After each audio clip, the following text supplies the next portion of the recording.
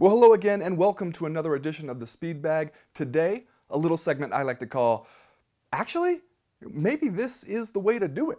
So this Saturday night at Bellator 170, Tito Ortiz and Chael Sonnen are fighting, as in, against each other in the main event.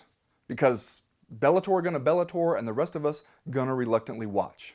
As the Bellator strategy of reviving MMA stars of yesteryear goes, this one is really not bad.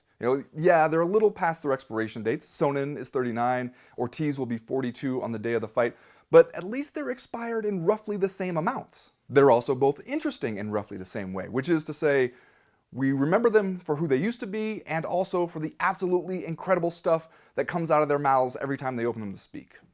For Ortiz, the incredible stuff is usually him testing the bounds of the English language, finding brave new ways to mangle even the most common phrases. I've been through a roller coaster through my whole career. Chael Sonnen's gonna feel what Tito Ortiz feels like. And you know what? It's gonna be painful. For Sonnen, it's usually been incredible more in the literal sense, like not actually credible. Although he does seem to have toned it down a little now that he is A, older, and B, has no pay-per-view to sell here.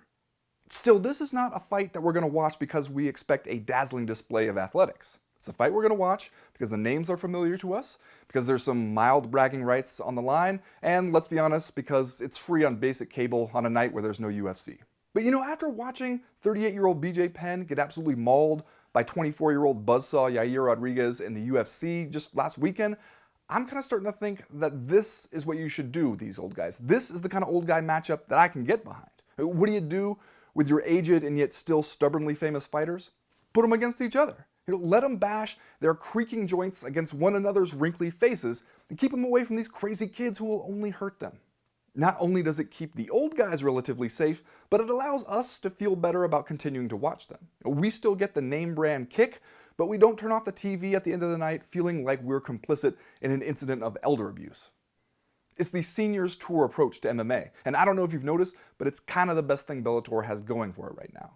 As long as nobody, breaks a hip or falls asleep in the locker room watching the History Channel and misses the fight altogether, I see no reason why it can't continue.